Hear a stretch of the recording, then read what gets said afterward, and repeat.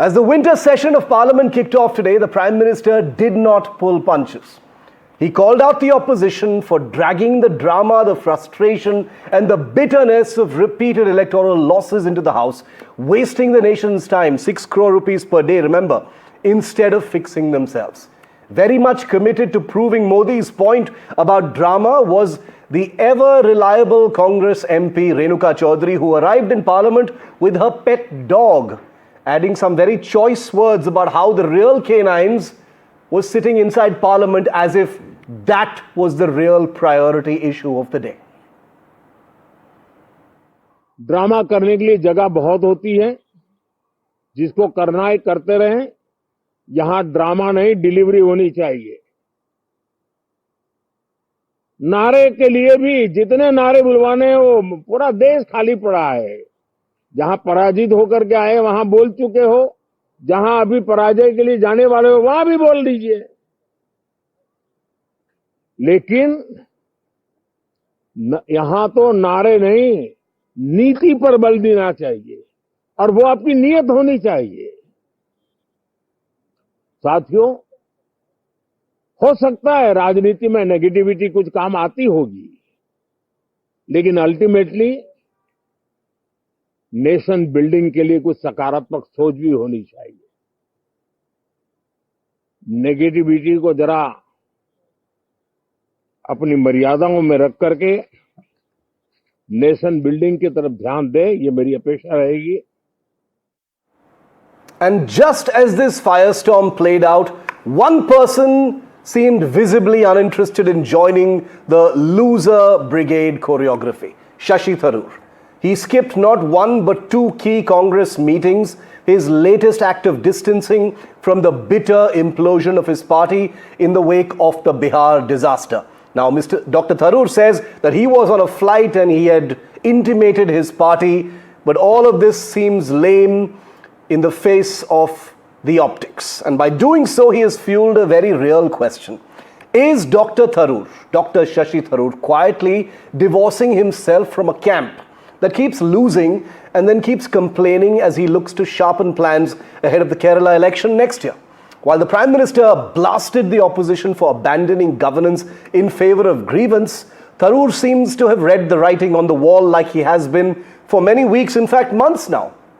He knows that the public perhaps is exhausted with politics of tantrums and eternal victimhood guised as raising the legitimate public interest issues of the day. And the irony is stark. The Prime Minister is calling out the opposition for turning Parliament into a theatre of insecurity. And in the same moment, Tharoor appears to be saying he wants no part of that drama, no part of that insecurity, and definitely no part of that loser mindset. Has Dr. Tharoor decided that the only way to survive is to walk away from a party addicted to defeat? He's not walked away yet, and the party is not taking any action against him, so what next? In the shadow of the opposition's collapse, has one of India's most eloquent MPs simply had enough? Now, like I said, the Congress Tharoor quote-unquote end game has been playing out for a long time now, with most people wondering what next. Tharoor has been testing and defying the writ and the high command of his party for many months now, in fact many years now, and yet no one seems to know why the party doesn't take any action against him, or is that what he's actually trying for? It started with the famous group of 23, the G23 rebel group in 2020. He was part of that group that demanded reform. The Congress chief election in 2022, he contested against Mallikarjun Kharge, who obviously won in a landslide victory because he was the High Command's choice. He's been praising Prime Minister literally non-stop. Most recently, February 2025, Tharoor praised Prime Minister Modi's US visit. On a Malayalam podcast recently, he said, if the Congress doesn't need me, I have options. The Prime Minister's jibe at the Congress, Tharoor's presence will give many sleepless nights, said Prime Minister in one of his attacks. Operation Sindoor became another battlefield. Tharoor praised the airstrikes. The Congress is fumed. The Congress leader calls Tharoor super spokesperson of the BJP. He says, Tharoor hits back and says trolls are distorting his views. Then the Prime Minister picked Tharoor for that global team of MPs going to United States and other countries to put forward India's view. The Congress objected. The Congress didn't name Shashi Tharoor, incredible, but the government picked him, once again suggesting that there was some kind of special proximity between the Modi BJP and Shashi Tharoor. Then there was Advani praise. He applauded LK Advani's contribution to the nation on his birthday recently. The Congress said Tharoor speaks for himself, not the party. Remember, he's a Lok Sabha MP. He repeated his Prime Minister's praise. He lauded recently the Prime Minister's speech at the Ramnath Goenka Memorial Lecture event, where the Prime Minister had attacked the Congress repeatedly on the issue of internal security. Tharoor was clapping in the audience and saying, glad to have been in the audience listening to the speech. The Congress leader said, what is he doing in the party? He skipped a Congress meet on SIR, said he was unwell, but attended the Prime Minister's event a day before that. He skipped a Congress meet ahead of the Parliament session, said he was on a flight and that he had informed his leaders. All of this put together makes one wonder, in the shadow of an opposition that is unable to find its feet, that is continuing to try and raise issues that are not finding electoral resonance, Shashi Tharoor becomes the face of perhaps an impending exit from the Congress party. Let's debate, let's find out what those who've been close to him, those who've been watching him closely, those who have worked with him seem to think about what Dr. Shashi Tharoor's next step is going to be. And remember, this is not just about an individual, it's also symptomatic of the opposition at large. Arun Sukumar, former advisor to Dr. Shashi Tharoor, is live with us. Anil Antony, National Secretary and National Secretary and National Spokesperson of the BJP. Sanjay Jha, political analyst, he's formerly with the Congress Party. And Swati Chaturvedi, author, senior journalist and close observer of things happening in these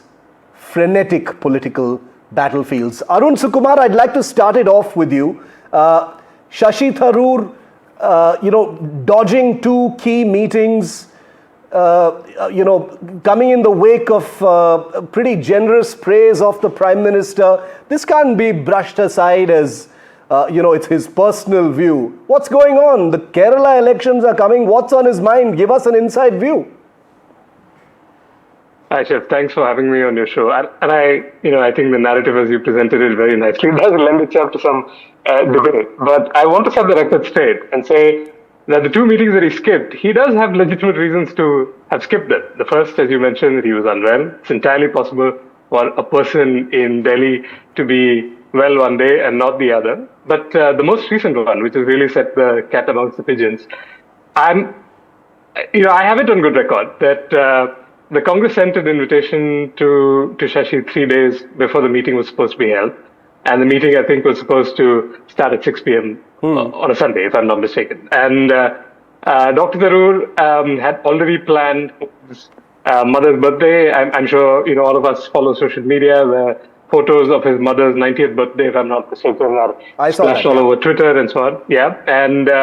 And so it just turns out that, first of all, he sent a response to the invitation from the Congress straight away saying, look, he can't make it. And I believe he's not the only, person holding senior office to turn down the invitation. And then the only question was whether he could, in a pinch, turn up to the meeting, fly back from Kerala to Delhi, which is just not possible because I don't know if you know or your viewers do. He's effectively the primary caregiver for his 90-year-old mother, and for him to just rush everything, figure out an earlier flight. If anything, the story here is that there are not enough flights from Kerala to Delhi that can take. No, I take your point, Arun. I take your point that it is very, very possible that there are right. Innocent explanations for all these things, but in the wake of the comments that he's made, the to and fro between the Congress over these being his personal opinion, one is left to wonder what Dr. Shashi Tharoor's game plan really is. Swati, do you want to throw some light on it? We've been talking about it so much.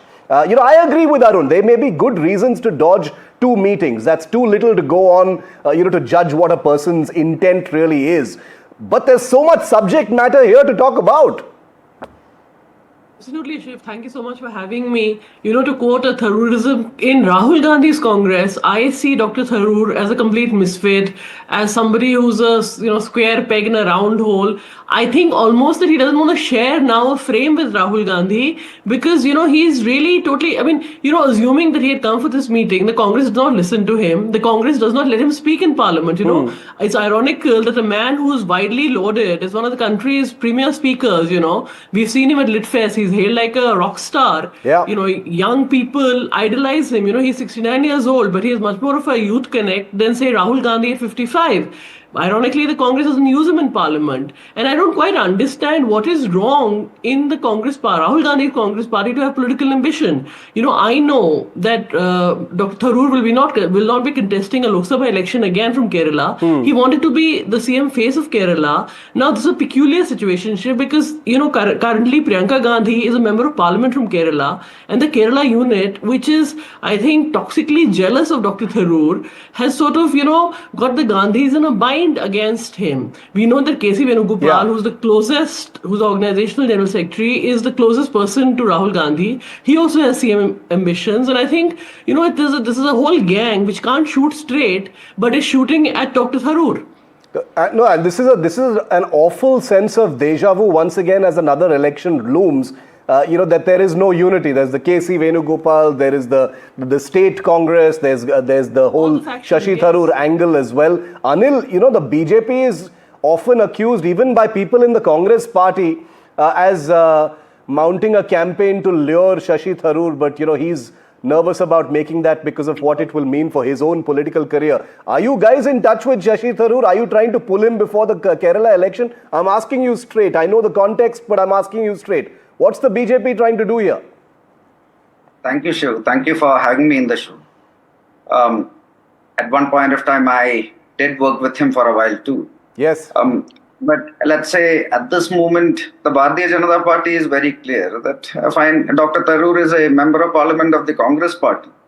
And finally, here the main point of view is actually the context. Like there are several occasions in the last few months where Dr. Tharoor did diverge from the Congress party. Like one of them was after Operation Sindoor, where you are a defense analyst yourself, where after our Indian Armed Forces gave a comprehensive response to Pakistan's state-sponsored terrorism, when the whole country was supposed to stand with our armed forces, Rahul Gandhi and his Congress party had certain other views. Some of his people around, they were peddling the same agenda with many of our enemy countries were having. And at that point of time, Dr. Shashi Tharoor and many others in the Congress party had certain views, which were more aligned with what the rest of the country thought.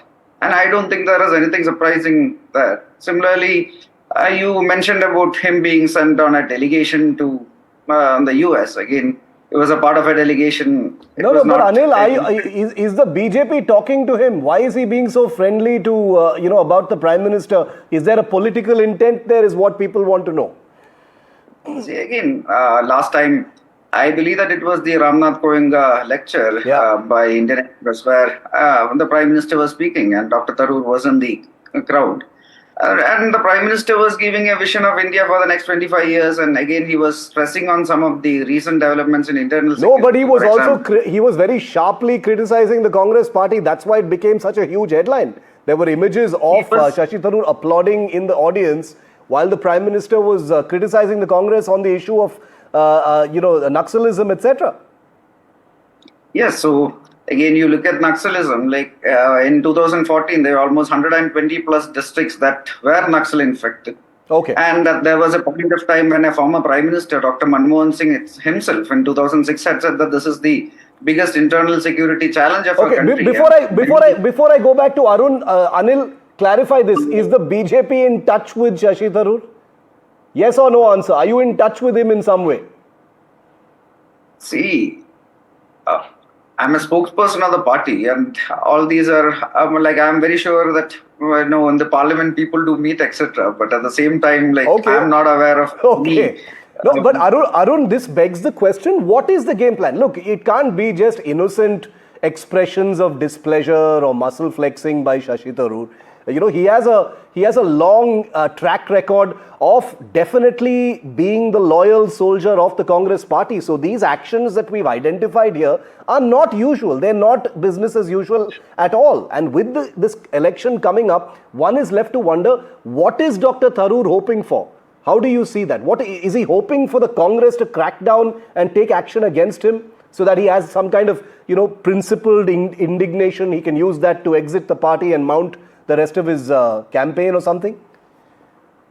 Look, Shiv, I wouldn't say that. And I think, you have good reasons to do this show because you're talking about a public figure. As you rightly said, this isn't only about one person or the Congress party, but about a public figure whose views have increasingly rallied across large swaths of the population, especially after Operation Sindhu.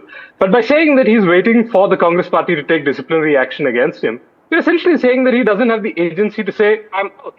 And for all the reasons that you mentioned, he's stood up, spoken out and said, all the things that, whether it's in favor of the Prime Minister's words or whether it's in favor of things that the BJP has taken, you have to give agency to the guy. If anything, I would say that he would have turned up for this last meeting that he missed to say you should avoid a strategy of disruption in the next, the winter session of the Parliament. I think there's, and I speak here personally, for myself. I don't think there's a game plan that involves, baiting the Congress party to do something that essentially paves his way for switching allegiances. In the long years that I know of Dr. Tharoor, I don't think he's a person. But Arun, you would agree that some of the things that Dr. Tharoor is saying would be considered sacrilege, not only within the Congress party, but especially in these hyper-polarized times, between the Congress and the opposition and the BJP. They're considered almost blasphemy. Coming to you, Sanjay, welcome. Arun, quickly.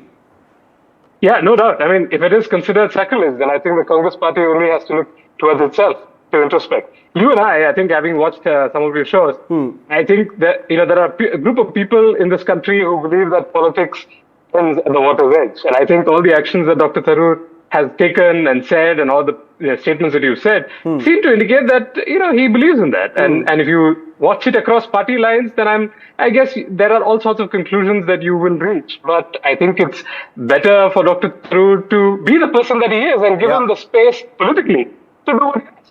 No, and to the Congress's credit, they've given him the space to say what he wants. They haven't given him agency. I would differ with you there. He's an MP, but he hasn't gotten half the opportunities someone like him probably should have gotten. He's not leader of the opposition. He was not first pick by the Congress party on those multi-party MP delegations that went to the United States and elsewhere. So it is very clear that there's no love lost in specific between the Congress leadership and Dr. Tharoor. Sanjay, welcome. Someone who's been a very vocal supporter of the Shashi Tharoor brand of politics as well. What are you making of this? Is it all innocent missing of meetings? Or do you think Shashi Tharoor is trying to say something, Sanjay?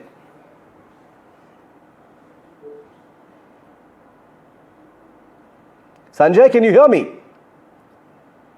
Okay, I can just hear a sporadic outburst of your voice and then nothing at all. I'll come. Sanjay, I can hear nothing at all. We'll fix that and I'll come back to you in just 15 seconds. Swati, you want to take that question? What is Shashi Tharoor hoping for specifically? Well, Shiv, this is literally the $1 million question. And what the Congress is also hoping for, because, the Prime Minister has almost mocked it, saying that people are having sleepless nights. But, Shashi Tharoor belongs to a very Nehruvian sort of Congress. He was okay in the Sonia Congress. She got him into politics. He was given a very useful role. And if you notice, he's still continuing his foreign affairs outreach. In fact, the Congress could have taken pride in the fact that, he was picked to lead those MP delegations post Operation Sindoor. Rahul Gandhi could have sat down next to him and had a press conference. But the Rahul Gandhi Congress doesn't seem to have any use for Dr. Tharoor, and Dr. Tharoor is a workaholic. He's a man who's either writing columns or he's doing his politics or he's in his constituency. And like I said, he is very keen for a very key role in Kerala. Now, Kerala elections are next year. So again, this is a big bullet the Congress to bite. Will they go the Venugopal way? Will they go the Tharoor way? And currently, he seems to be totally out of favor because he doesn't seem to be fitting into this current where you're coming to Parliament with your dog. I mean, the same lady had earlier done the stunt of coming to Parliament and on a tractor. The Renuka Chaudhary brand of Congress politics. So this vote chori sort of thing. I don't see Tharoor's politics sort of fitting in this Congress. Arun, we're waiting for Sanjay still to get reconnected and we'll get a confirmation on that. But Arun, in your view, as far as the upcoming, in the context of the upcoming, okay, we've lost Arun as well, apologies for that. But Anil, has a unique perspective because he's been with the Congress party for a while. He is, of course, the son of the iconic A.K. Antony, who used to be defense minister as well. Anil, how do you see how the Congress is treating Shashi Tharoor? Because you have a perspective, having been in both parties at some point of time. You've worked with Dr. Tharoor as well. Should they be giving him more work? What are they afraid of? Thank you. Again, what kind of roles the Congress party give to the people is up to them. But one thing that is very clear is over a period of time, the Congress party led by Mr. Rahul Gandhi has become completely cut off from realities, whether it is economic, social, political, any reality that is connected to India, they are getting disconnected. It's the third straight election in the Lok Sabha where the party had its three of its worst performances in history. After that, there were elections in Rajasthan, in Haryana, in Maharashtra, in Delhi, now recently in Bihar, where almost all the issues which Rahul Gandhi put in front of the people, from SIR to all the narrations he was trying to create about the election commission. Earlier it was the EVM, now he is talking about, vote chori. Everything is being rejected by the people, but still Mr. Gandhi is somebody along with this coterie who is very adamant, who are going at it again and again and again. Immediately after losing the Bihar election in a historic manner also, there was no introspection. Finally, they were discussing on, again, malpractices. They were again trying to have a dharna in front of Jantar Mantar against vote chori. All this is rejected by people. And I'm very sure that there are people, including Dr. Tharoor and many others in the Congress party even now, who had stood with during Operation Sindoor, during this SIR drama, all that. Like, they had certain other views which is more connected to realities. And I'm very sure that they are getting more and more marginalized, aren't targeted by this set of people inside the Congress. But one thing which is very clear, despite all this, like right now the Congress is a ship which is in a very headless direction. And at the same time, you have the Bharatiya Janata Party that is led by a Prime Minister, which is now having a lot of trust within our people, and you're seeing it in election results, and you're seeing it in performance and delivery also. But I also today in the Parliament. Yeah, no, I take your point on all of those things, and I also have a view, and Swati, I'll bring you in on this, that in an age when there is no place for nuance in the political conversation, there is no place for a person like Shashi Tharoor. You cannot be praising your rival, for God's sake. You cannot be sitting in the audience and clapping for him unless there is a very real personal dynamic going on. Now, I don't want to cast aspersions and say someone is sleeping with the enemy, but are they sleeping? Is he sleeping with the enemy? Is he talking to the BJP? What is happening in that conversation? Swati, you've been a fly on the wall on so much of this stuff. What's going on? Well, Shiv, he's not just sleeping with the enemy, he's publicly having breakfast with the enemy the next morning. There's no walk of shame here. Let's be very honest. I mean, he sat there, he clapped for the Prime Minister, and then he made a very big point saying that people who are attacking him are foolish. And have we ever recently, by the way, he also attacked Dynasty, which is heresy in the Congress. And after that, the Congress Kerala unit went ballistic. So, Shashi Tharoor is looking at the exit gate and he is looking at Rahul Gandhi and saying, please open up the gates of the church and let me out of here, literally. But for Rahul Gandhi, he is not doing it because remember, even the others, there's been a huge talent bleed from the Congress over these past 12 years. But the Congress has never actually even taken the trouble of telling somebody, please leave. Finally the person has to even walk to the exit themselves. But do Rahul and Tharoor talk, Swati? Do Rahul Gandhi and Tharoor even talk? No. I know for a fact that last time when, interview was misconstrued, Dr. Tharoor tried several times to get an appointment with Rahul Gandhi. He didn't get it. Rahul Gandhi does not give him time. This I can tell you with absolute confirmation. No, so I'm just wondering what his play is as far as the Kerala election is concerned. Anil, for a moment, I'm going to ask you to take off your BJP hat since you've been in both parties. That's not a difficult thing to do. What is Shashi Tharoor's wish list for the Kerala election? He's not going to be the chief ministerial candidate in the Congress party. In some ways, he may see the window closing as far as that is concerned. Nobody is listening to him in the high command of the Congress, like even Arun was saying. What does he want? What is he looking for? See, unfortunately, I'm not in a situation where I can speak for Dr. Tharoor or what he thinks for. But one thing which is a reality in Kerala, like you saw it in the Lok Sabha election also, where the Bharatiya Janata Party is growing. And this election, we are going to have a very good performance in Kerala also.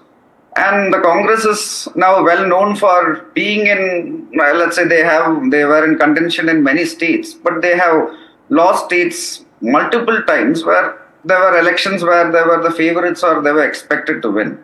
And at this moment, I do think that in Kerala also it is going in the same direction. You have a lot of infighting, you have a lot of the leaders who are in the state also who want to be chief minister candidates. And then somebody like Dr. Tharoor, he's a member of the parliament, but I'm sure that you know the Congress system fairly well, where if you are not a leader of the opposition or you are a state president, it is not very easy for somebody to be a chief minister candidate there. Plus, this is a person who seems to be a little sidelined in the whole system. So the Congress is in chaos. It is again, just like in the national stage and just like what you have seen in a lot of other states. It's a ship that is in a wrong direction in Kerala also.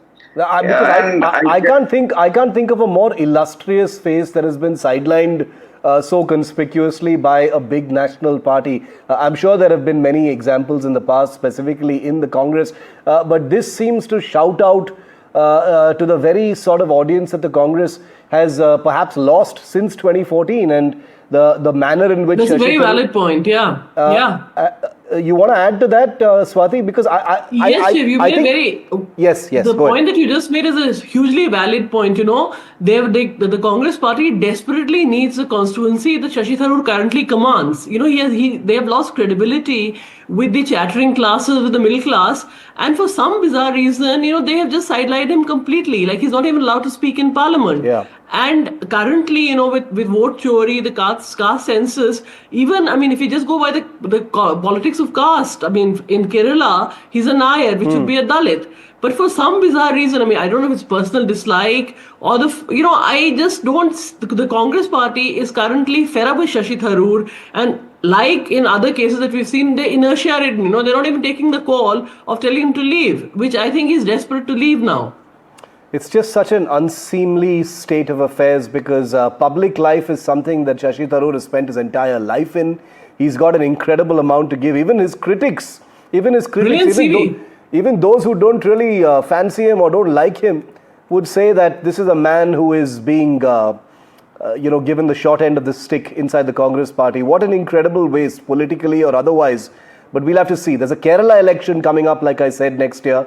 So hopefully any actions or lack thereof will sharpen up in the run-up to that. Swati, Anil, and to the others who, unfortunately, that link we've lost with. Thank you very much for being with me on this chat tonight on India Matters. Thank you, Shiv. Always a pleasure.